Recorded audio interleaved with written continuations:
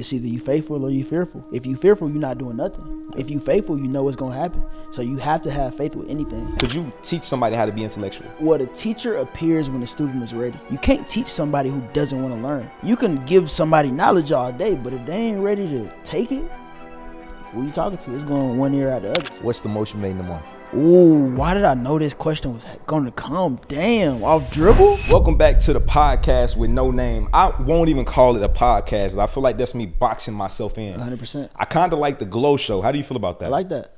And you also said that the other day at G-Ho. I like that. I did, didn't I? Yeah. But it's kind of cliche. But today is not about me, brother. My dog, Avery B, man. Yes, Your progress sir. has been crazy. Thank you, man. I'm talking crazy. I appreciate We it. was just at the homecoming Yes, sir. like a week ago. Yes, sir. You couldn't walk 2 steps without somebody coming up to you. You either. It's wicked. It's You not either. about me. It's not about me. It's the Glow Show. Listen, your brother, name is the Avery B. title of the show, man. Avery B, we're here with you, brother. Yes, sir. It's a pleasure to have you, man. You got like what? 1 million, 2 million subscribers on YouTube? I got 1 million and some change, man. What's some change? Other channels, sprinkled. What's sprinkle? If you add them sprinkles up, what you got? If you add those sprinkles up, bro, it's damn near 2 million. Damn near 2 million. Yeah. Let me give y'all some fun facts about Avery B if y'all don't know, man. First and foremost, I'm gonna tell y'all, I'm gonna be very transparent here. Okay. We had already started the podcast. Uh-huh. We started this. Yep. And I said the first fun fact and he heard it. And it blew my mind. Can I curse on here? Of fucking course. It fucked me up, bro. Cause how did you know that? Nigga, I do my research. This is more than just sitting down talking to me. This is a craft. Some of you have to be passionate about in order to do it. 100%. First fun fact about Avery B. He started creating videos because he was sidelined by the flu. He was unable to finish his high school wrestling season. You were a wrestler. Yeah. So he had time and boredom and curiosity led him to make short skits and upload unlisted to YouTube. Nobody knew that. Nobody? You've never said that? No. This nigga Dale ain't even know that. I don't know how you got that information. Genuinely. I'm curious. Second fun fact. At one point, he considered or had a path where he quit YouTube to become a full-time editor. Or he considered pivoting. There's a video titled, Avery B quit YouTube to become a full-time editor. Another thing, something he likely holds as a principle, consistency and instant results. He's mentioned that many creators fall off because they don't see results fast enough. How has consistency been for you? Because you are one of the most consistent people that I know. It's life, bro. It's life. You just got to keep going. It's going to be ups and downs, but real niggas know, bro. Like 100%. Eventually, shit going to come back around in your favor. That's life, though, bro. Life is about ups and downs. You know what I mean? You know. What's one of the most traumatic events that you've ever been through in your life? Most traumatic? Something that pivoted you to be like, fuck it, I can't keep living like this. Ooh, you know what's crazy, bro? My biggest pivot, the biggest, craziest thing that happened in my life happened recently, bro. Like, not too recently, but I tore my meniscus in my leg, bro. Right? Yeah. Doing what? Playing basketball, dunking. How tall are you? 20. I'm 5'5". I'm up that bitch, though. You dunked that motherfucker for real? Man, I was that close. Okay, cool. My shit had to pop. I had to get nerfed. No bullshit. Yeah, it popped. How did that affect you? I couldn't do no videos. I couldn't go outside. You know my content. I'm doing things, different states, outside, studio videos. I couldn't do none of that. So it forced me to use my brain, bro. You know, I couldn't go outside. I couldn't go nowhere. I had to really use my brain, sit in the house, and that's how AV Academy started. AV Academy. And how has that been? Because it's more so of an educational term. Yeah. So you went from being a creator full time, and that was your whole thing, to 100%. Now being an educator. What has that transition been like to you? It's the real me, bro. It's me when the camera go off. So it's good to be that in another light. You know what I mean? Like, we had conversations off camera. This is the type 100%. Of stuff we talk about. 100%. So it's cool to have that type of vibe somewhere else, and then people resonate with it crazy too. Yeah, and I feel like conversation is very important. I always say the type of conversations you have will show me exactly where your life is going to go. 100%. A lot of people don't know how to communicate at a super service level, so you're going to get service level results. 100%. I always think deeper. If somebody says a statement to me, I'm always listening to it like, yeah, your service level. I can pick and pull that, right? So being around people that aren't, let's say, educated or aren't articulate or intellectual, is that something you could be? Could you teach somebody how to be intellectual? Ooh, I got a crazy theory on this, bro. A crazy theory. Let me know what you think about this. Mm-hmm. The student is on what a teacher appears when the student is ready. You can't teach somebody who doesn't want to learn. You can give somebody knowledge all day, but if they ain't ready to take it, who you talking to? It's going one ear out the other. So you can teach who want to be taught. Yep. And that's why I say a lot of times people think like, you're successful, why are you trying to charge me to teach me information? I say all the time, because when you pay attention. 100%. And if I do it for free, you're not gonna give a fuck. Think about it. If you outside the gas station and a nigga just give you a CD like, hey, throw this in, bro, what's the likelihood of you throwing it in? 0%. But if you pay for it, what you gonna do? You playing as soon as you get in the car. I have to, because I invested something in this. Come on. So I always say, me making you pay isn't necessarily for me, because I'm gonna get money with it without you, truth be told. But it's more so for you to hold yourself accountable. And I'm not gonna operate a business for free, because if you don't pay me, I'm also not gonna teach you to the fullest of my abilities. I'm gonna limit you because I didn't get nothing out of this, and you're getting something from it. Now I feel like my cup is going empty, and like I said, you did it free, so you're probably not gonna listen. So you transferring to the teaching, has it made you like fall off from actually doing content? Bro, it's different, bro. It taught me how to systemize things. It definitely took a hit in terms of doing content, because once you get into that world, bro, you don't really care. You fall in love with it, bro. Like I fell in love with it, and that's just a natural progression. Did you fall in love with the finance part of it, or actually the love for doing it? Both. I fell in love with the love of it, and I also fell in love with, bro, making a product. Like I remember vividly, bro. I'm in Walmart, first time ever in my life. My phone, buzz, and it's like sell. That's a different feeling. And I'm like, it felt unreal, bro. The first time it happened, you like, damn, you seeing it like, yeah, it's crazy, bro. So how has your definition of success evolved from day one to where it is today? Success used to be for me like the outcome of things. Success, not the outcome no more. For me now, success is waking up and doing what you love to do. The teacher who teaches because they love to teach is successful. The billionaire who's only a billionaire because of who knows what and don't really love his life is unsuccessful. Money does not buy success. 100%. Money does not equate to success. Because I know a lot of people that want to make $50,000 a year, but they're super happy. Yep. They have kids. Their kids are happy. They're good. That's success to me. I always say people think real wealth is somebody that just has a bunch of money, but I think it's people that have a well-rounded, equalized life. 100%. A real well-rounded life is success. You got to have every quadrant. If you just got one and you lacking in the other ones, good luck. Speaking of quadrants, you get up very early every day. What time do you get up in the morning? 5. Every day, no matter what? No matter what. Sometimes I wake up at like 5:30. That's a stretch to Sometimes you. I wake up. A stretch for me, bro. If it's a Sunday, I might get up at like some. But I habit track too, bro. So I know exactly how many days I don't wake up at 5. Out of a 30-day stretch, I might not wake up like 3. Why 5? What made you like, I'm going to get up at 5? I tried it. You know, I'm in love with like pushing myself to the limits and doing things. Like, you ever seen some shit and you like, man, I'm gonna try that. Let me see if I can do it. Yeah. So it started off like that, and then I realized like, damn, I just got so much done. The world didn't even wake up yet. Yep. So now by 12 o'clock, bro, like my day done damn near. Like everything else is like a profit. That's how I be feeling. You got to one up on everybody. I say it all the time too. When I get up early and I do anything, I already feel like I got to one up on you so I can win the day. And I say a lot of people when they wake up, they just lay in bed for hours just scrolling on their phone. But what that does is it already puts your brain in procrastination mode. For sure. So if you already start your day off in procrastination mode, that's going to transfer to how you operate your whole day. Yep. That's why they say breakfast is the most important meal of the day. Not because your body physically needs the food, because what it does to your mind. Breakfast is, okay, I'm eating something. Now your brain knows you're in motion. You're doing something. Fire. And I feel like a lot of people don't give a fuck about waking up early. Like me, I have my moments where I do get up early, but I'm starting to transfer to liking to stay up late. Like now I'm usually up till 3 or 4 o'clock in the morning. But guess what? Like you said, your day is done at like 12. Yep. My day usually doesn't start until 5 or 6. Yep. And then it goes on till 3 a.m. and I still get up around 9, 10 o'clock. I might take a nap. So I always say success does not mean you have to get up at 5 a.m. 100%. You don't have to get up at 5 o'clock in the morning and ensure you're successful. I know successful people that get up at 1 o'clock in the afternoon and bullshit the whole day. It might work at 10 p.m. I know millionaires that sleep 12 hours a day. I know millionaires that sleep 3 hours a day. So your sleep does not determine you being successful. It's all about what you're doing within these hours that you are up. There you go. You know what I always tell people on the back end of that? Because I get that question a lot. Like, nigga, you wake up at 5? I always tell them why, and then I tell them why you might not need to, or why you might not shouldn't. Like, you shouldn't probably do this. And I always tell people, like, you should find your natural, like, your creativity time, your productive time. Everybody needs them hours, but your hours might be different from mine. Because I know people, like you said, I know millionaires that don't go to sleep.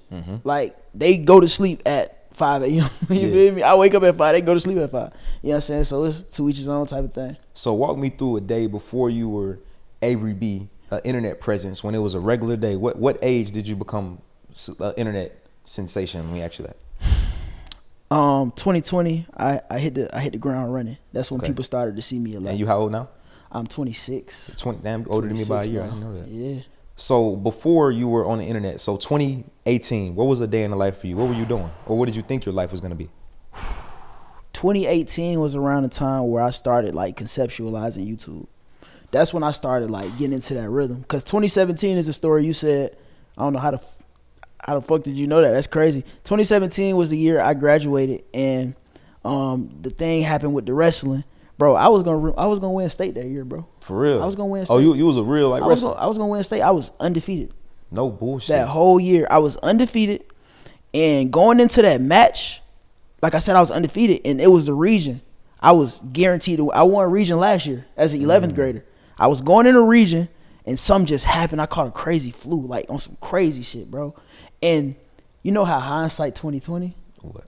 That was so good for me, bro. I was about to say that.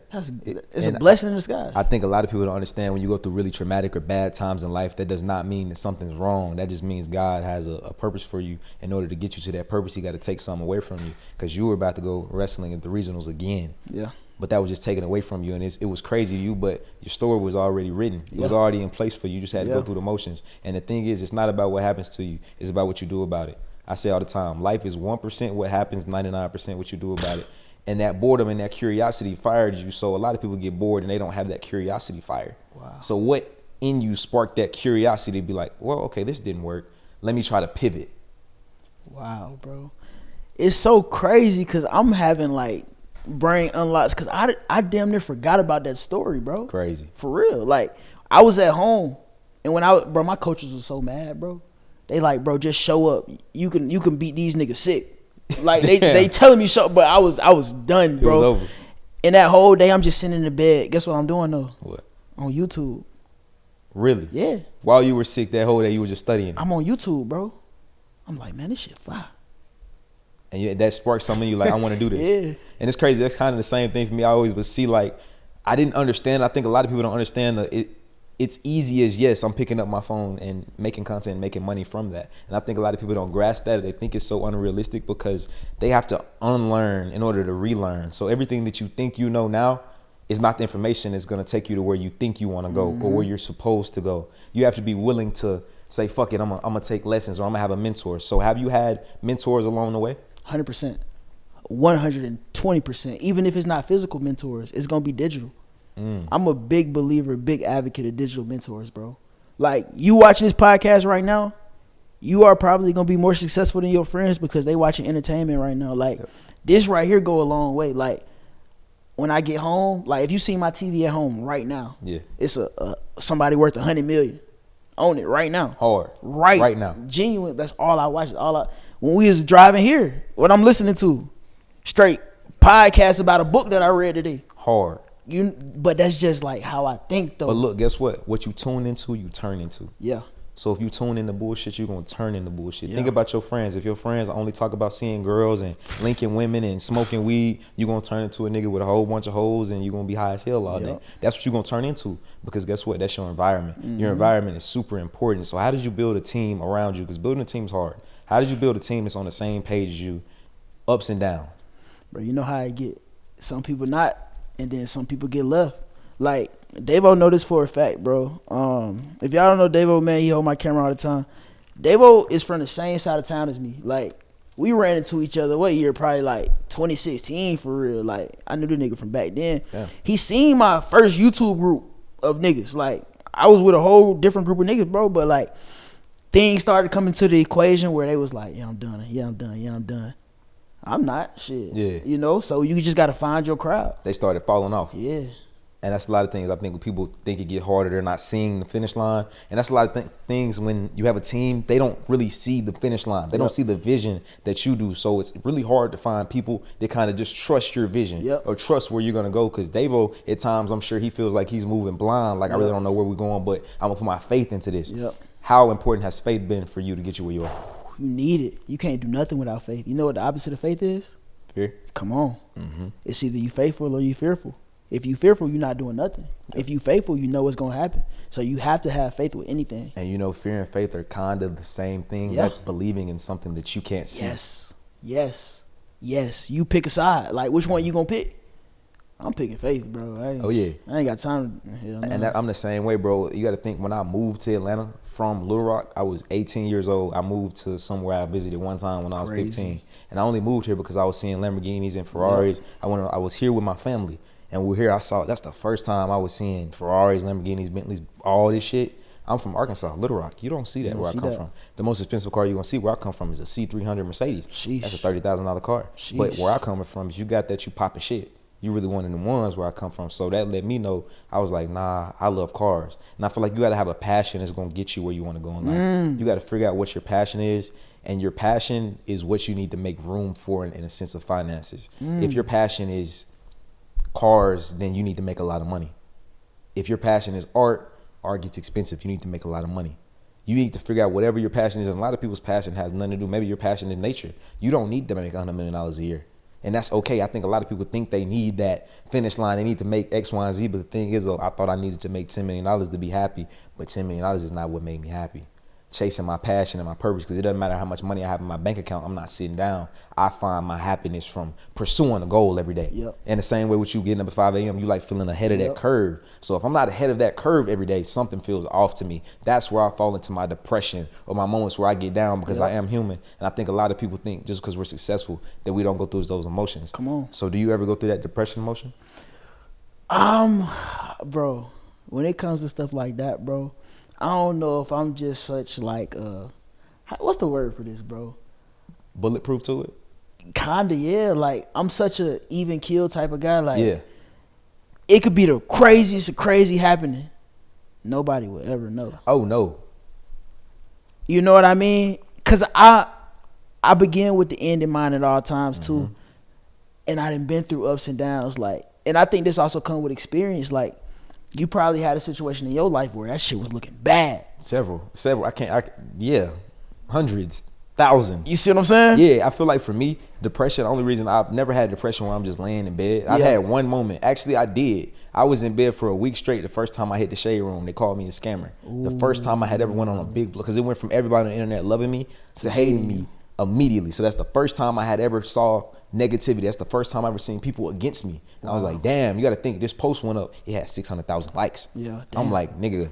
But one thing it did show me is, nigga, you there now. You one of them ones. So it showed me that. But the opposite end of it, I was like, bro, I've never had this type of hate in my life. Damn. And even like, it makes you kind of uncomfortable, because you're like, do I go in public? Everybody saw this shit. Do I just go out in public after everybody saw this? Like, but then it gets to a point where you realize none of that shit matters. Same way with depression. It's a fleeting emotion. It's just something that you feel. It's a spirit that you can control. So anytime you have those depressional feelings, anything, I say get up and move.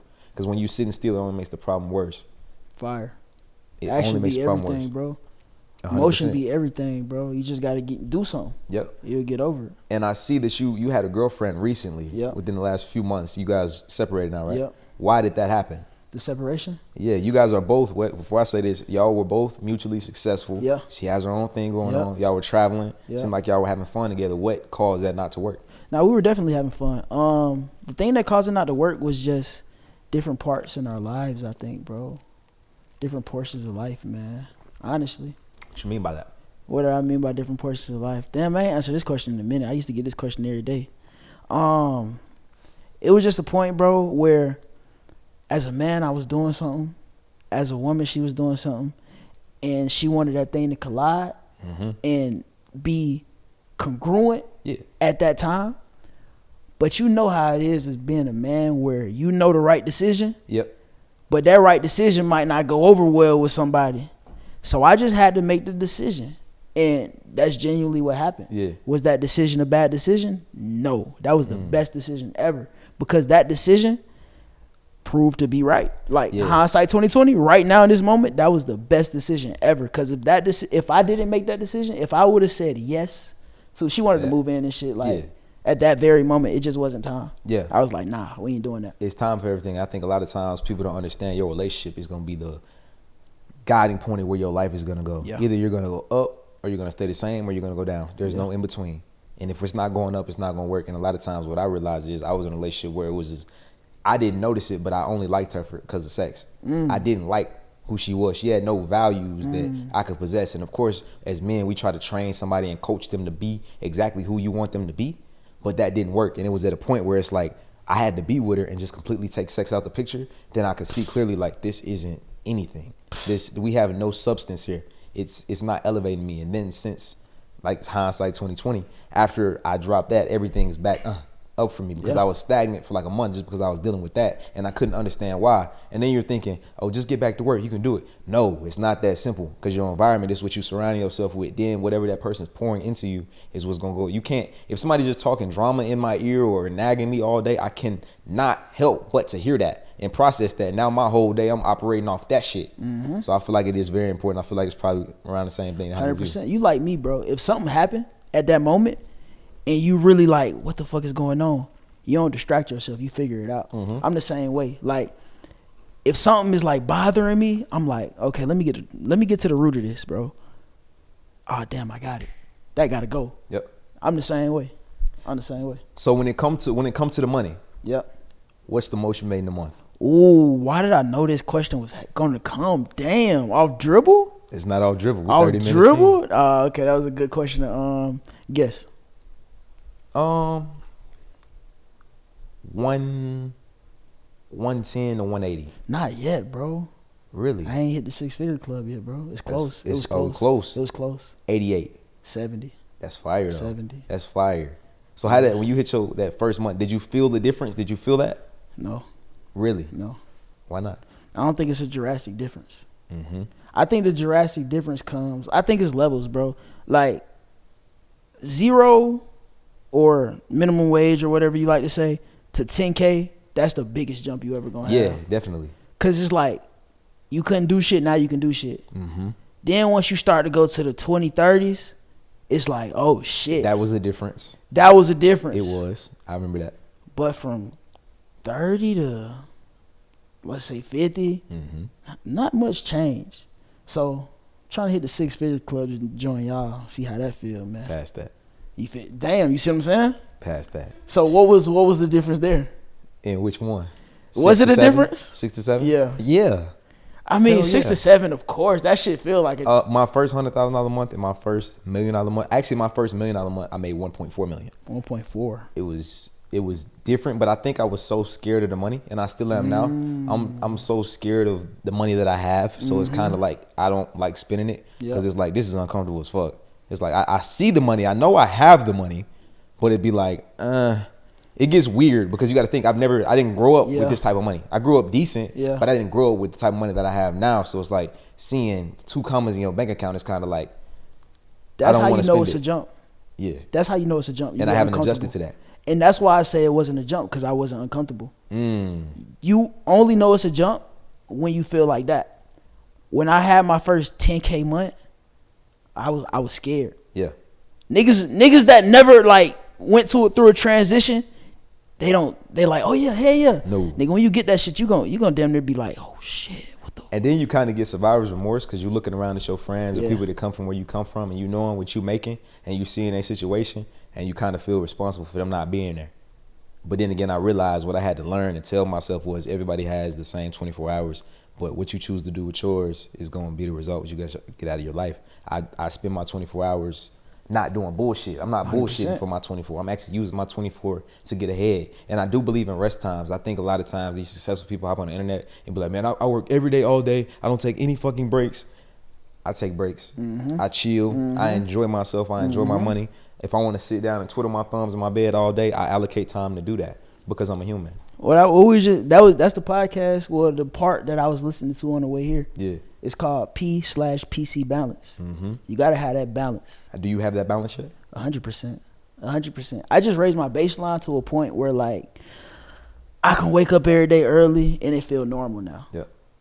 I used to do that shit and get sick. Yeah.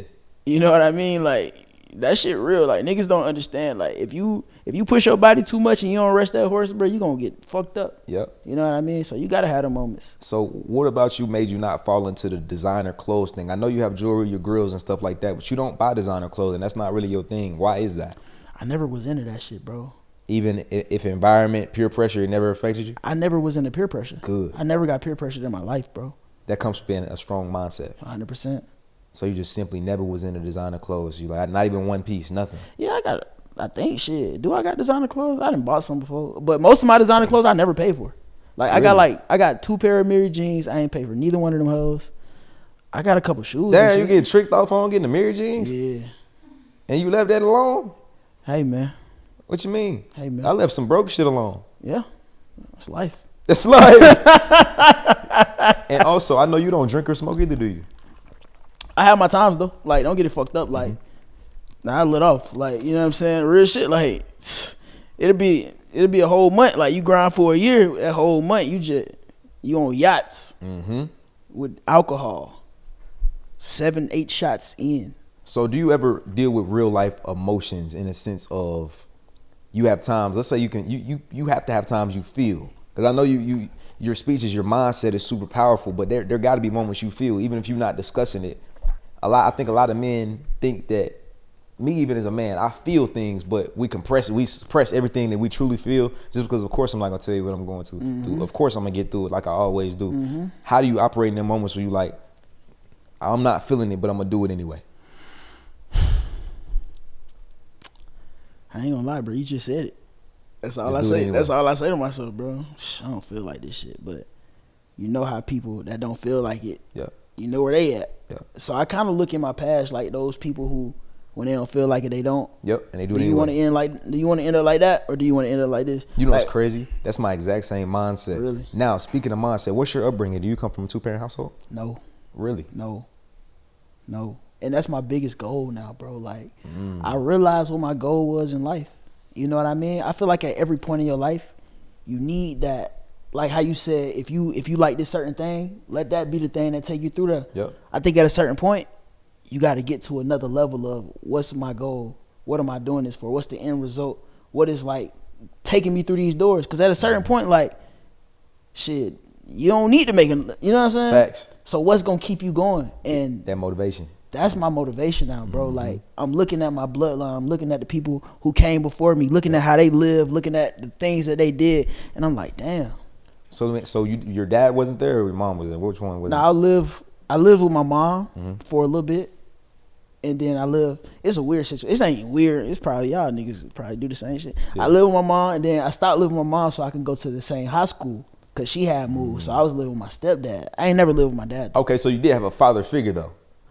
And that's another thing. Like, I say stepdad because shit, but it wasn't always like that, though. Okay, cool. So it was like he was there, but he wasn't there type. Yeah. I had moments where it was just my mom and that motherfucker. Yeah. I had moments when it was just him and that motherfucker. Yeah. It was a brief time when it was. So yeah. That's crazy, brother. Well, I'm super proud of your success, dog. Thank you, man. You know, I ain't never been a hater. I think that's why I continue elevating and vice versa. I've never been a hater. Whenever I see somebody winning, I salute that shit. I don't have no feeling in me to be like, oh, I'm hating on this nigga. Oh, he only got this. Cause no, that's hater mentality. We don't got that. So, bro, keep grinding. Y'all niggas motivate me. Even in my position, I get motivated by everybody. I don't care what you 100%. Got going on. You can learn something from everybody. I'm telling you. Everybody on this planet you can learn something from. Come on now. Okay. Hey, look, man. All his links in the description, man. It's fire, brother. Like I say all the time, man, we'll see you at the top because the bottom is too crowded. Fire.